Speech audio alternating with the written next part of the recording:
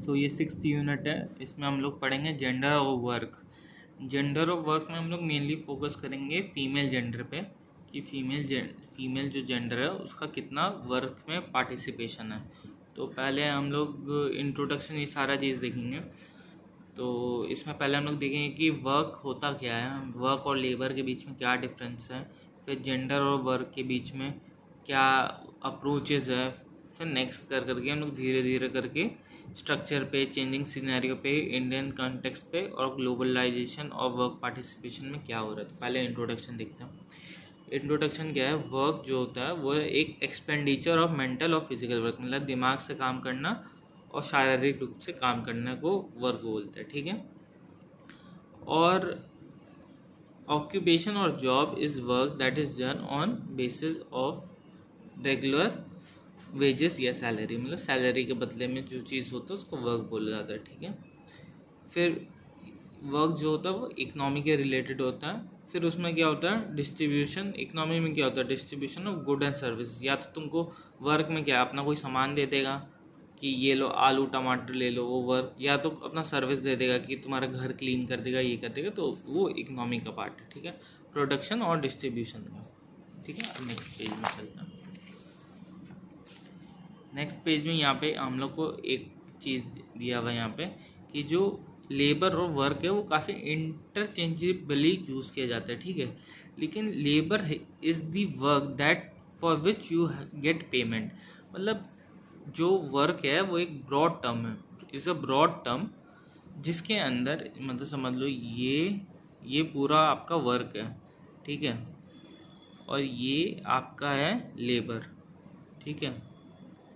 तो लेबर जो होता है वो पेड होता है, ठीक है, और जो वर्क होता है वो पेड होता है प्लस अनपेड होता है, या तो पेड होगा या प्लस अनपेड होगा, अनपेड, ठीक है, उसको वर्क बोलेंगे, ठीक है। ये एक नॉर्मल डेफिनेशन, ये एक अच्छा डिफरेंस समझ लेते हैं, ठीक है। अब देखेंगे हम लोग approach of gender and work, ठीक है। तो पहला हम लोग देखेंगे मार्क्स और एलन का क्या इसमें कहना है। तो वो लोग का वर्क जो है, उन लोगों का मानना है कि जो वर्क है वो सेंटर्ड टू ह्यूमन एग्जिस्टेंस है, तो ह्यूमन एग्जिस्टेंस के लिए काम करना ज़रूरी है। फिर एगल क्या होता है, एगल का वो एक ऐसे लिख रहे थे जिसका नाम है the part played by labour in transition from ape to man, ठीक है। तो ये उनका अनफिनिश्ड ऐसे था, अनफिनिश्ड मतलब उसको लिखते लिखते वो मर गया, मतलब 2 दिन कुछ लिखे, तीसरा दिन कुछ लिखने जा रहा था, उसी दिन फिर वो मर गया, ठीक है। तो ठीक है, इसमें लिखा हुआ है where he maintains that labour is the primary and basic condition for all human existence and there such an existence in a sense we can say that labour create man himself. तो ये एक उनका statement है कि काफ़ी important, इसका summary है, काफ़ी इम्पोर्टेंस है फॉर ह्यूमन एग्जिस्टेंस, और लेबर ही आदमी को आदमी बनाता है, उनका ये मतलब था। फिर नेक्स्ट में चलेंगे, जैसे वर्क होगा तो हम लोग देखेंगे सोशलॉजी में हम लोग काफ़ी पढ़ते हैं division of labour. Division of labour मतलब काम को डिस्ट्रीब्यूट कर देना कि कौन क्या काम कर रहा है। Division of work, division of labour. Division of labour Emile Durkheim का काफ़ी फेमस कंसेप्ट है, जिसमें वो टॉक अबाउट करता है कि ट्रेडिशनल और modern society has evolve and function, ठीक है। तो ये डिवीजन ऑफ वर्क से आदमी आगे बढ़ा है। जैसे पहले हम लोग हंटिंग एंड गैदरिंग करते थे, फिर धीरे धीरे सोसाइटी इवॉल्व हुआ तो फिर कम्प्लेक्स हो गया। जैसे हंटिंग गैदरिंग से फिर हम लोग प्लांट उगाने लगे, तो कुछ लोग प्लांट ही उगाने लगा, कुछ लोग पॉटरी बनाने लगा, तो कुछ लोग भैंस चराने लगा। तो आदमी मिलजुल के एक कम्प्लेक्स डिवीजन कर लिया अपना वर्क का, जिससे अब वो लोग नया सोसाइटी इज़ मोर कॉम्प्लेक्स, फिर सोसाइटी चल रहा है जैसे अभी चल रहा है। फिर अभी यहाँ पे एक और है कि an advance industrial and capitalist society is complex, जो हम लोग देखेंगे अभी कम्प्लेक्स है। डिवीजन ऑफ लेबर हम लोग पढ़े कि क्या है। फिर उसमें क्या रहता है, जो सोसाइटी का जो डिफरेंट वर्क है वो उसका मेरिट और रिवॉर्ड के अकॉर्डिंग मिलता है कि कौन कितना अच्छा है किस काम में, उस हिसाब से उसको काम मिलेगा। जैसे कुछ लोग डॉक्टर बनेगा तो डॉक्टर बनेगा तो वो लोग मेरिट से बनेगा, कोई लोग आईएएस बनेगा तो वो अपने मेरिट से बनेगा, कि मेरिट के हिसाब से मिलेगा और उस हिसाब से वो लोगों को ये रिवॉर्ड मिलेगा, ठीक है। और वही सेक्सुअल डिवीजन ऑफ लेबर में भी अराइज मतलब इसमें सेक्सुअल डिवीजन ऑफ लेबर मतलब क्या हो गया कि मैन और वुमेन के बीच का वर्क का डिस्ट्रीब्यूशन, वो मतलब वो डिपेंड करेगा कि एक्वायरेंस ऑफ फूड और अदर रिसोर्सेज को कौन कितना एफिशिएंटली यूज़ करता है, उस हिसाब से वो लोग का डिवीजन होगा, ठीक है। तो यहाँ अभी हम लोग इंट्रोडक्शन देख लिए और फिर अप्रोचेस देख लिए अभी, ठीक है। अभी इसका क्वेश्चन देखते हैं, चेक योर प्रोग्रेस का। तो इसमें देखा है कि पेड और unpaid work, what do you mean by it. मतलब पहले हम लोग इसमें डिफाइन कर देंगे कि वर्क क्या होता है। वर्क क्या होता है, एक मेंटल प्लस फिजिकल वर्क होता है, ठीक है। और पेड वर्क में क्या होता है, जिसके लिए हम लोग को वेजेस मिलता है, वेजेस और सैलरी पेड के लिए। अनपेड के लिए क्या होगा, नहीं मिलेगा, नो सैलरी, ठीक है। आगे हम लोग पढ़ेंगे, आगे नेक्स्ट सेक्शन में और अच्छे से इसको डिफाइन किया। यही है दोनों के बीच का डिफरेंस, ये एकदम इम्पोर्टेंट नहीं है, नॉट इम्पॉर्टेंट, और ये लिखा हुआ भी नहीं है। पहले पता नहीं क्वेश्चन क्यों दे दिया, लेकिन ये लिखा हुआ भी नहीं है चैप्टर में कहीं पर भी, तो मेरे को ये नॉट इम्पॉर्टेंट लगता है, ठीक है। एग्ज़ाम में चूजिंग रहेगा, इसको छोड़ भी सकते हैं, हमको नहीं लगता ऐसे ही आएगा, ठीक है। नेक्स्ट हम लोग अब देखते हैं, तो अब हम लोग देखेंगे social and cultural construct of work. मतलब सोशल कंस्ट्रक्ट क्या है वर्क का, कि it's deeply rooted in the gender norms and cultural values for long term reinforcement over times and colonial imperialism. कि ये जो अभी जो डिवीजन है, जो कंस्ट्रक्ट है वर्क का, वो बहुत पहले से है, deep rooted in gender norms, की लड़का ये काम करेगा, लड़की ये काम करेगी, बहुत पुराना चीज़ है।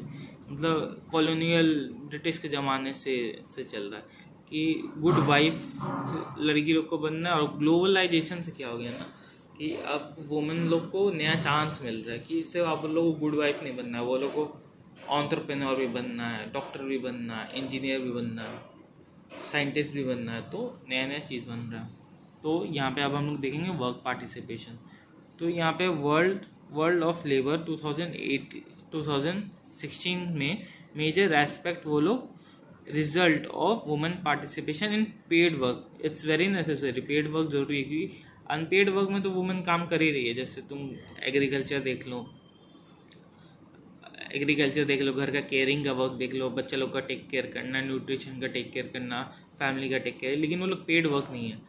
तो पेड वर्क में उससे क्या होगा कि सोसाइटी इंप्रूव होगा, society as a whole has greater economic growth, अगर वुमेन पार्टिसिपेट कर रही है तो। फिर क्या होगा, फिर अगर वो लोग participate in the top rank academia, industries and government and non profit organisation में, अगर सेक्टर में अगर वो पार्टिसिपेट कर रहा है तो बेटर वहाँ पे ग्रोथ हो रहा है। फिर जो फ्रेंड एंड फैमिली पॉलिसी है, जो family leaves and children subsidies encourage women to participate in the labour force. तो फैमिली फ्रेंडली पॉलिसीज़ बनाना पड़ेगा गवर्नमेंट को, जिसमें फैमिली लीव मिले लोग को। अगर वुमेन कहीं काम करने जा रही है और उसको फैमिली में कोई काम है और उसको काम करने से लौटना नहीं मिल रहा, फैमिली लीव नहीं मिल रहा है, या चिल्ड्रन का टेक केयर के लिए सब्सिडीज़ नहीं मिल रहा है, तो फिर वो कैसे काम करेगी, तो फिर वो पार्टिसिपेट कर ही नहीं पाएगी, फिर उसको घर पे ही बैठना पड़ेगा, तो जॉब करेगी या तो घर का काम करेगी। तो अगर वैसा कोई पॉलिसीज़ बने तो अच्छा रहेगा, तो पार्टिसिपेशन बढ़ेगा।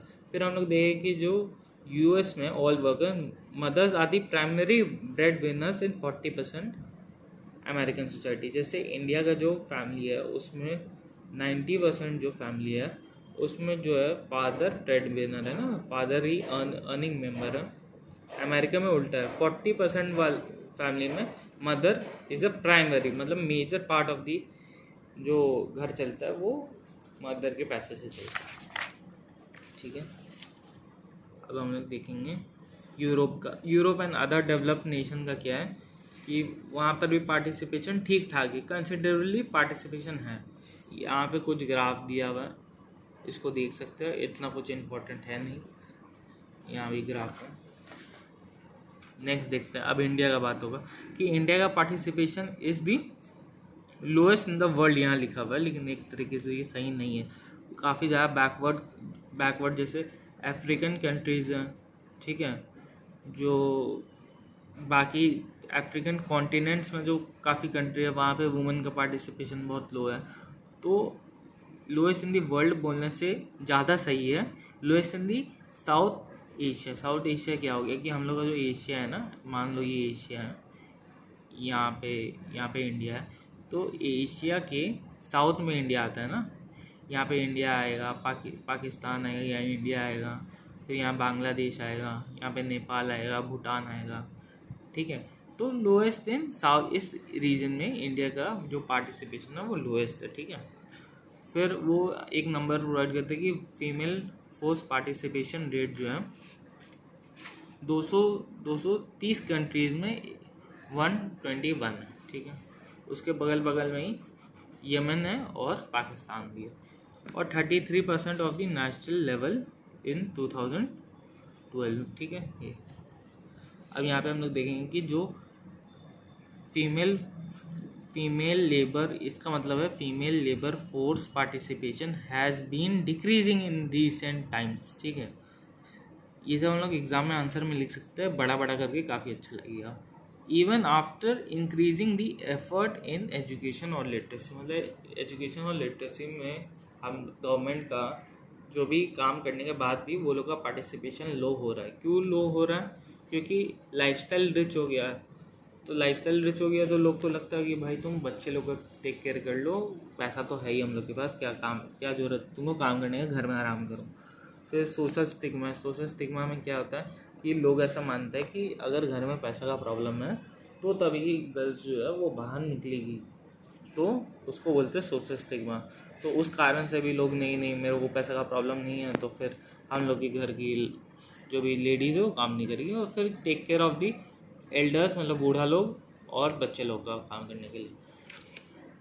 फिर एक डेटा है जो हम लोग डेटा यूज़ करेंगे अपने आंसर के हिसाब से कि आंसर में हम लोग को क्या दिखाना है, वुमेन का पार्टिसिपेशन बढ़ा है कि वुमेन का पार्टिसिपेशन कम हुआ है। जैसे यहाँ पे जो है एक डेटा है, जैसे 75% ऑफ इंक्रीज इन जो भी वुमेन लेड MSMEs है, MSME मतलब स्मॉल कंपनी समझ लो, MSME small size medium enterprises, तो उसमें 75% इंक्रीज हुआ इन फाइनेंशियल ईयर 2021, ठीक है। तो ये एक डेटा हम लोग यूज़ कर सकते हैं इसको, अगर हम लोग को दिखाना है कि नहीं वुमेन का पार्टिसिपेशन बढ़ रहा है, ठीक है। और फिर यहाँ पे एक अच्छा स्टेटमेंट है, ये देखने में सुंदर लगेगा। अगर हम लोग लिख रहे हैं कि वुमेन के बारे में हम लोग कुछ लिख रहे हैं तो हम लोग उसमें लिख सकते हैं कि it's the time from women development, मतलब वुमेन के डेवलपमेंट से अब हम लोग को करना है कि वुमेन लेड डेवलपमेंट, कि हम लोग इतना टाइम से वुमेन का डेवलपमेंट कर रहे थे, अब जो है वुमेन लीड करेगी, हम लोग को लीड दी डेवलपमेंट, सोसाइटी में ज़्यादा कंट्रीब्यूट करेगी, ठीक है। तो यहाँ पे अब हम लोग देखते हैं सोशल कंस्ट्रक्ट भी हो गया। अब gender and work in changing scenario भी हम लोग देखेंगे, ठीक है। तो जेंडर इन चेंजिंग सिनेरियो क्या होता है कि वुमेन जो है पैट्रियार्की जैसे बढ़ रहा है, तो ड्यू टू एजुकेशन और स्किल जो है वो वुमेन को एक्वायर करने का मौका स्टार्टिंग में कम मिल रहा था, लेकिन अब जो है वो लोग को मौका दिया जा रहा है, इसमें इतना लिखा हुआ, ठीक है। अब नेक्स्ट हम लोग यहाँ देखते हैं यहाँ क्या लिखा हुआ है। यहाँ लिखा हुआ है कि जो भी वुमेन्स का पार्टिसिपेशन देखा गया है वो मेनली देखा गया है हेल्थ केयर और एजुकेशन में। जैसे हम लोग भी अपना सोसाइटी में देखो, मेनली जो गर्ल्स है वो लोग को टीचर बनना है या नर्स बनना है या डॉक्टर बनना है, सब बायो लेके 12 में चल जाएगा, सबको या डॉक्टर बनना है या टीचर बनना है, इंजीनियरिंग बहुत कम को करना है, तो वहाँ पे मोर फीमेल लेबर है, ठीक है। फिर हम लोग यहाँ देख सकते हैं कि in developing country the change in, मतलब जो डेवलपिंग कंट्री है उसमें ये ट्रेंड जो है वो चेंज हो रहा है, और लिंक और इस चेंजिंग ट्रेंड को हम लोग ग्लोबलाइजेशन की वजह से मान सकते हैं। ग्लोबलाइजेशन मतलब कि आजकल इंटरनेट के कारण सारा कंट्री जुड़ रहा है, सबका आइडिया मिल रहा है, तो बाहर के इन्फ्लुएंस के कारण कि अब वो लोग को साइंटिस्ट भी बनना है, मैकेनिकल इंजीनियर भी बनना है, वो लोग को फील्ड वर्क भी करना है, पुलिस में भी जाना है, जो मेल डोमिनेटेड फील्ड माना जाता था, ठीक है। अब जो है enrolment of the girls in primary education, higher education has increased and, लेकिन वो लोग का जो एजुकेशन है वो इंक्रीज हो गया है, लेकिन वो जॉब में कन्वर्ट नहीं हो पा रहा है। मतलब जितना वो लोग एजुकेशन में तो पढ़ रहा है, लेकिन वो लोग जॉब नहीं ले रहे। क्यों नहीं ले रहा है? क्योंकि वो लोग का जो भी अभी हम लोग देखे family stigma, rich lifestyle, caring of children, तो वो लोग को लगता है कि हमें काम करने की ज़रूरत ही नहीं है। अब नेक्स्ट पे देखेंगे हम लोग, वो ग्लोबल का देखे थे, अब इंडियन सिनेरियो का देखेंगे। अब देखो इंडियन सिनेरियो में क्या होता है, इंडिया का सिनेरियो का सबसे जो सेलिएंट फीचर है वो होता है कास्ट सिस्टम। मतलब इंडिया में और कई वर्ल्ड में कास्ट सिस्टम ज़्यादातर देखा नहीं जाता है जनरली, इंडिया का ही एक वो है। तो कास्ट सिस्टम क्या है, और ऑक्यूपेशन, उसमें क्या होता था, डिविजन ऑफ लेबर। उसमें कास्ट सिस्टम में अलग अलग 3-4 कास्ट था, वो लोग का एक अलग काम था, एक का पढ़ाई करना था, एक का डिफेंस करना था, एक का अकाउंट्स का काम था, और एक ऐसे कोई दूसरा कोई भी काम कर लेगा। तो उसमें डिवीजन ऑफ लेबर था, इतना तो पता ही होगा। तो for example the women of the lower caste और डिफरेंट वर्क देन दी अपर कास्ट वुमेन। वो लोग का पढ़ने लिखने का थोड़ा काम था, ये लोग का खेत में काम था या अकाउंट्स का काम था, ठीक है। तो along with the house hold work that they the women house hold work of the lower caste women that help the male member outside the family for, मतलब वो लोअर कास्ट वुमेन का outside the work क्या था कि खेत में काम, agriculture काम करना, जो भी डोमेस्टिक एनिमल है काव बैफलो, वो लोग का रिलेटेड वर्क करना। लेकिन ये सब जो लोग काम करता था तो ये लोग का पैसा थोड़ी उसको मिलता था। तो often these were unpaid work. और अनपेड वर्क का क्या मानना है कि अगर जैसे घर में हम लोग की मम्मी काम करती है, इतना ज़्यादा काम करती है, सबसे ज़्यादा काम करती है, लेकिन ऑफन उस लोग बोलते हैं कि सब लोग बोलते हैं अरे तुम तो कोई काम ही नहीं करते, क्योंकि उसके काम से उनको पैसा मिलता नहीं है। तो often consider as no work, ठीक है। And therefore such gender related work is generally replaced in advance society as care work, मतलब बिकमिंग पेड। मतलब जैसे अमेरिका जो डेवलप्ड कंट्रीज है उसमें चल जाओ ना, तो वहाँ बेबी सिटर्स तुमको मिलेगा। बेबी सिटर्स है तो केयरिंग का काम ही हो गया, जो हम लोग की घर में मम्मी करती है। लेकिन वो लोग को वहाँ पे क्या है कि वो लोग को वहाँ पे करना पड़ेगा कि तुम लोग को यू हैव टू पे ओवर देयर, कि ठीक है मेरे बच्चे को 1 घंटा खिलाओ तो तुमको 5,000 रुपये देंगे। तो तुम रखना, हम कहीं आ रहे हैं दूर से तो तुम उसका केयर करना, तो इसमें पैसा मिल रहा है। तो इस तरीके से वो पेड वर्क बन रहा है। इन डेवलप सोसाइटी उसको केयर वर्क बोल रहा है। फिर एक है ग्लोबल जेंडर गैप इंडेक्स। इसमें क्या होता है, इस इंडेक्स में क्या होता है कि वर्ल्ड का जितना कंट्री है, वर्ल्ड में जितना भी कंट्री है ना, उस कंट्री में मेल और फीमेल के बीच में, इसमें सिर्फ मेल और फीमेल की ही बात करता है, लेकिन और भी जेंडर होता है LGBTQ, ठीक है, लेकिन इसमें सिर्फ मेल और फीमेल की बात करता है। तो इसमें बोलता है कि मेल और फीमेल के बीच में कितना जेंडर का डिफरेंस है, वो इसको रैंक करता है। जिसका डिफरेंस सबसे कम उसका रैंक उतना ज़्यादा, मतलब वो first rank, second rank, third है। तो ये पब्लिश कौन करता है? वर्ल्ड इकोनॉमिक फोरम इसको पब्लिश करता है। फिर क्या होगा कि उसमें वो लोग देखता है कि highlighting the continuous effort needed for the advancement of the economic opportunity and participation, वही देखता है। और इसमें क्या होता है कि जैसे 2017 का डेटा अभी दिखाया, तो अभी हम लोग के पास रीसेंट डेटा है, तो हम लोग रीसेंट डेटा देखेंगे तो इसका ग्लोबल जेंडर इंडेक्स जो है, जेंडर देखो जी फॉर ग्लोबल जेंडर और गैप इंडेक्स 2021 में जो इंडिया का रैंक है वो 28 से फॉल हो गया है, ठीक है। वो अब हो गया है 140 आउट ऑफ 156 कंट्रीज़, ठीक है। बांग्लादेश का इससे बेटर है, ये हम लोग एग्जाम में लिख सकते हैं, जिसका 65 है। पाकिस्तान हम लोग से पीछे ही है, 153 है पाकिस्तान का, ठीक है। उसमें क्या देखा गया है कि वुमेन का जो पार्टिसिपेशन है इकोनॉमिक पार्टिसिपेशन कम हो गया, सोशल पार्टिसिपेशन कम हो गया, हेल्थ और लाइफस्टाइल भी वो लोग का कंसिडरेबली डिक्रीज हो गया है, पॉलिटिक्स में भी वो लोग कम हो गया है और इंडिया में, ठीक है। और जो है एक और फिगर हुआ है कि वुमेन का जो सैलरी है वो जनरली एवरेज जो सैलरी वुमेन का है वो 1/5 ऑफ मेल है। जैसे मान लो average salary of male in India अगर 1 लाख है, 1 लाख मतलब 100 लोग काम कर रहा है तो उसका एवरेज इतना है। तो अगर 100 फीमेल काम कर रही है, ठीक है, तो वो लोग का सैलरी उसका 1/5 है। तो 1 लाख का 1/5 होगा 20,000, ठीक है, ऐसा गैप है। तो फिर इसको सुधारने के लिए गवर्नमेंट क्या किया, तो एम्पावरिंग इन रूरल एरिया में लोग सुधारने के क्या किया, एक मनरेगा स्कीम बनाया। मनरेगा स्कीम क्या, मनरेगा कुछ नहीं होता है, वो इसका फुल फॉर्म होता है Mahatma Gandhi national rural employment guarantee act के तहत।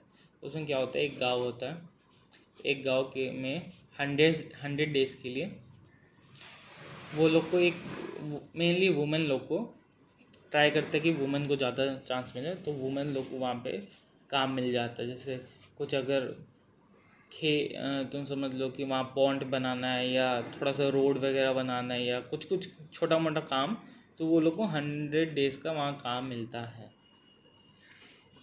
तो मनरेगा की स्पेशली फॉर वुमेन, मेन भी काम करता है लेकिन specially for women in sense to independence security in rural area, ठीक है। नेक्स्ट में चलता है।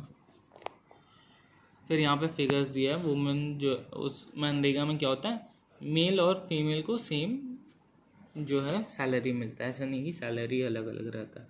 फिर नंबर 2 पे चलता है, उसमें क्या है कि परसेंटेज ऑफ पार्टिसिपेशन जो है वो कंसिडरेबली इंक्रीज हुआ है, धीरे धीरे करके वो जो है वो इंक्रीज हो रहा है विद टाइम। पहले 40 था, 43, 48, फिर धीरे धीरे ऐसे करके बढ़ रहा है। फिर और एक तो डेटा दिया हुआ है कि इससे जो है मिलियंस ऑफ जॉब क्रिएट हुआ है और 200 इतना लोग को एम्प्लॉयमेंट मिला है इतना दिन से, ठीक है। अब हम लोग इसका क्वेश्चन देखेंगे कि right and note on the women participation, right and note on women participation in paid work in general. पहले जनरल का मतलब इन ग्लोबल और इन इंडिया। तो पहले हम लोग अमेरिका का फैमिली का लिख सकते हैं कि अमेरिका का 40% सैलरी वाला है, मतलब 40% अमेरिका का। फिर हम लोग यूरोप के बारे में लिखेंगे, यूरोप भी ठीक ठाक है। फिर हम लोग फिर इंडिया का लिखेंगे, इंडिया में उतना अभी तक नहीं हुआ है। तो ऐसे ऐसे करके जो पीछे पढ़ा है वही लिखना है इसमें। फिर पेड वर्क के बारे में लिखना है कि इंडिया में जो केयर का वर्क है वो अभी भी उसको अनपेड वर्क माना गया है, लेकिन अमेरिका जैसे सोसाइटीज में उसको केयर इकनॉमी में उसको पेड वर्क दे दिया है। फिर यहाँ पे हम लोग लिखेंगे नोट ए पार्टिसिपेशन, हम लोग का क्या है, सोशल स्टिग्मा है। और क्या लिखेंगे हम लोग, और हम लोग का सोशल स्टिग्मा है, और हम लोग का रिच लाइफस्टाइल थोड़ा है, तो थोड़ा भी जैसा रिच हो जाता है वैसे हम लोग हटा लेता है। फिर हम लोग का एजुकेशन में तो बढ़ रहा है, लेकिन जो हम लोग देखे उसको जॉब में कन्वर्ट नहीं हो पा रहा। तो ये सब हम लोग पेड वर्क वाले में लिखेंगे। फिर वुमेन्स गेम पार्टिसिपेशन बढ़ाने के लिए हम लोग क्या क्या चीज़ किए हैं, तो हम लोग जो अभी एक तो पढ़ें कि वुमेन पार्टिसिपेशन के लिए क्या है। अभी मनरेगा स्कीम, ठीक है, वुमेन पार्टिसिपेशन के लिए। फिर बेटी बचाओ बेटी पढ़ाओ, ठीक है। फिर वुमेन के लिए क्या है कि गवर्नमेंट बहुत सारा सेल्फ हेल्प ग्रुप निकाला है जो वुमेन एंटरप्रेन्योर्स जो है, वुमेन का छोटा मोटा बिजनेस जो है विलेज का, उसमें हेल्प करेगा। फिर एक गवर्नमेंट जो है स्कीम निकाला है जो बैंक से उसको फीमेल वाले लोग को जो है उसको ईजली लोन मिल जाएगा। लोन एक फीमेल बैंक भी है।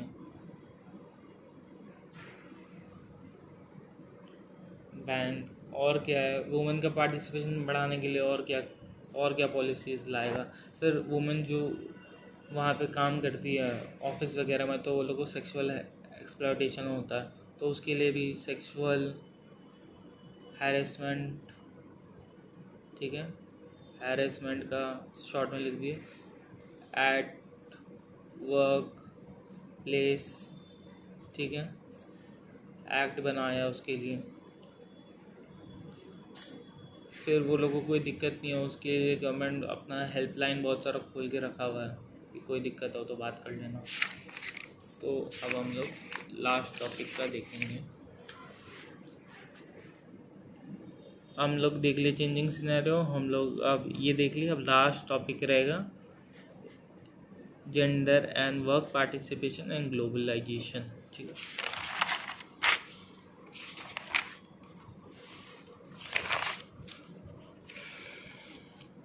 तो last topic government work participation and globalisation, तो उसमें लिखा हुआ है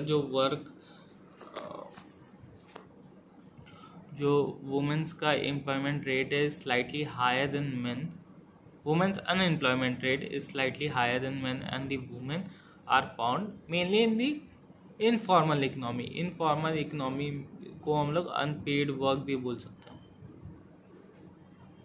अनपेड वर्क, ठीक है। फिर क्या होता है कि इसको बोलते हैं कि इंडिया में फेमिनाइजेशन ऑफ एग्रीकल्चर हो गया। फेमिनाइजेशन ऑफ एग्रीकल्चर मतलब खेत में सिर्फ मेनली जो है फीमेल लोग काम कर रही है, मेल लोग ज़्यादा काम वगैरह कर नहीं रहा, तो इसलिए उसको एग्रीकल्चर का फेमिनाइजेशन मतलब फीमेल्स का हो गया वो। और वो मेनली अनपेड होता है, जो खेत वेत का जो भी सामान होता है वो जब वो लोग पूरा दिन काम करेगा और बाद में आके जो मेल लोग हैं वो लोग उसको जाके बेच देगा और थोड़ा सा वो लोग काम करेगा। फिर क्या है यहाँ पे, फिर gender equality and work in ILO मतलब क्या होता है, इंटरनेशनल लेबर ऑर्गेनाइजेशन, ठीक है। जेंडर इक्वालिटी का हम लोग क्या बोले थे कि सबको इक्वल अपॉर्चुनिटी मिलना चाहिए विदाउट एनी लिमिट। तो क्या है, is considered as a freedom of all human being to develop their personal abilities and work according to their choices and make choices without any limitation of restriction of gender rules। बिना gender का rules का कि तुम लड़की हो तुम ये नहीं कर सकते, लड़का सिर्फ यही करेगा, तो उसको हम लोग बोलेंगे जेंडर इक्वालिटी। और जेंडर इक्वालिटी में हम लोग क्या देंगे कि हम लोग इक्वल अपॉर्चुनिटी देंगे, कि सबको इक्वल अपॉर्चुनिटी मिलेगा, इक्वल ट्रीटमेंट मिलेगा, इक्वल हेल्थ सेफ्टी सब कुछ मिलेगा, ठीक है। उसको हम लोग ये बोलेंगे। ये कौन बोलता है, ये किसका डेफिनेशन है, ILO इंटरनेशनल लेबर ऑर्गेनाइजेशन की सबको डिसेंट वर्क देना, इम्प्रेस करना, और equality in association collection and bargain, equality in meaning of हर चीज़ में equality, career development, maternity protection, balance of work and life to both male and female का ये ILO का डेफिनेशन, ठीक है। अब नेक्स्ट हम लोग देखेंगे कि female participation of women in India का क्या मायना है। हम लोग इतना कुछ तो अभी देखे ही है और यहाँ पे थोड़ा वही चीज़ को रिवाइज कर करके लिख दिया, ठीक है। तो इसमें लिखा हुआ है स्टार्टिंग में कि जो various economic and social factors responsible होता है वुमेन का पार्टिसिपेशन के लिए, ठीक है। तो in India particular educational institution has gain new skill, वो लोग को स्किल जो है वो लोग गेन कर रहा है। फिर डिमांड ऑफ दी सोसाइटी के हिसाब से वो लोग को मिल रहा है, ठीक है। फिर as a global evidence most important draws includes the education. सबसे इम्पोर्टेंट होता है एजुकेशन। फिर वो लोग का फर्टिलिटी रेट क्या है, कि वुमेन का पार्टिसिपेशन हम लोग देख रहे हैं कि किस चीज़ फैक्टर पे, कि एजुकेशन वो लोगों को कितना मिल रहा है। फर्टिलिटी रेट मतलब होता है कि वो लोग कितने बच्चे कर रहे हैं और कब किस एज में कर रहे हैं। तो अगर मान लो वो लोग का फर्टिलिटी 3, 4, 5 है, ठीक है, तो वो लोग तो यही सब में टाइम बिता देगा, तो फिर पार्टिसिपेट कैसे करेगा। 5 बच्चे करने के लिए उसको 5 साल, 7 साल, 8 साल लग जाएगा, तो वो पार्टिसिपेट क्या करेगा। ठीक है, किस एज में उसका मैरिज हो रहा है, 18 साल में ही मैरिज हो जाएगा, तो क्या फिर मैरिज के बाद भी लोग काम करते हैं, लेकिन इंडिया में उतना नहीं है। तो ये भी एक फैक्टर बन रहा है। फिर इकोनॉमिक ग्रोथ कितना है, अर्बनाइजेशन कितना हो रहा है, कि रूरल एरिया में जो है वो फीमेल लोग को घर में ही वो लोग ज़्यादा, वो लोग को फ्रीडम नहीं मिलता है, फ्रीडम कम रहता है वो लोग का। तो इसलिए कि अर्बनाइजेशन कितना हो रहा है, सोशल नॉर्म्स क्या है वहाँ का, ठीक है, यही सब है। और उसके बाद क्या है, in India discussion and following trends explain, कि कितना एजुकेशनल इंस्टीट्यूशन में वो लोग का इनरोलमेंट तो बढ़ रहा है, लेकिन लैक ऑफ एम्प्लॉयमेंट अपॉर्चुनिटी है, घर का भी वो लोग का इफेक्ट पड़ता है जो भी काम है। तो ये 3 फैक्टर यहाँ पे 3 एडिशनल फैक्टर दे दिए हैं। यहाँ पे जो है ये मेन वाला फैक्टर्स है, जो कि फर्टिलिटी रेट है, एज ऑफ मैरिज है, ठीक है, इकोनॉमिक ग्रोथ, सोशल नॉर्म्स बोला है, ठीक है। India has been consider as progress, मतलब, और यहाँ पे हम लोग लिख सकते हैं कंक्लूजन, जैसे हम लोग आंसर लिखेंगे तो हम लोग लिख सकते हैं कि इंडिया में एजुकेशन ऑफ गर्ल्स इंक्रीज हुआ, जो हम लोग अच्छे तरीके से इंक्रीजिंग इन प्रोग्रेस इंक्रीज हो रहा है हम लोग का। और जो women participation in secondary school, पहले क्या होता था ना, पहले का डेटा था कि वुमेन सिर्फ क्लास 5 तक ही पढ़ती थी, क्लास 5, अब वो लोग कॉलेज तक जा रहा है, ठीक है। तो ये सब बढ़ रहा है। फिर क्या है कि डिस्पाइट इन एडिक्वेट जॉब क्रिएशन, वुमेन जो हाउस होल्ड इनकम है did increase when potential reduce in women participation, कि यहाँ पे है कि वुमेन का पार्टिसिपेशन जो है वो हाउस होल्ड में इंक्रीज हो रहा है, तो उससे क्या हो रहा है कि पार्टिसिपेशन ऑफ वुमेन डिक्रीज हो रहा है। फिर क्या है, work is not document account of the social stats, ये भी हम लोग लिख सकते हैं कि बहुत सारा चीज़ जो है, ऐसा बात नहीं है कि जो फीमेल का पार्टिसिपेशन कम है, फीमेल का पार्टिसिपेशन ज़्यादा है, लेकिन वो लोग अनपेड वर्क, इनफॉर्मल लेबर में इन्वॉल्व है, तो वो क्या है ना, mainly not documented, under reported है, ठीक है। फिर यहाँ पे एक डेटा दे दिया है, वो तुम लोग खुद देख लो कि 2012 से 35% था ऑफ ऑल रूरल, और अर्बन में 46 था, लेकिन पहले के ज़माने में वो 93 के ज़माने में वो 29% था, और अब वो 35 है, और पहले के ज़माने में 42 था, अब वो 46 है। तो ये एक स्टैटिस्टिक्स है जिसमें दिया हुआ है कि फीमेल का participation in formal work increase हुआ, इनफॉर्मल वर्क जो कि अंडर रिपोर्टेड रहता, ठीक है। और क्या है, जेंडर इक्वालिटी बाय ILO, हमने यहाँ पे देखे हैं, यहाँ पे देख लिए, ये जो यहाँ बैक करके देख लो। और लो पार्टिसिपेशन के लिए क्या फैक्टर है, तो वो हम लोग यहाँ पे अभी देखे हैं कि ये जो फर्टिलिटी रेट, ये rate, urbanisation, social norms, education का क्या है, जॉब इनइक्वालिटी है, जो इनफॉर्मल लेबर में पार्टिसिपेशन बढ़ रहा है। तो हो गया हम लोग का चैप्टर कंप्लीट। Okay, bye.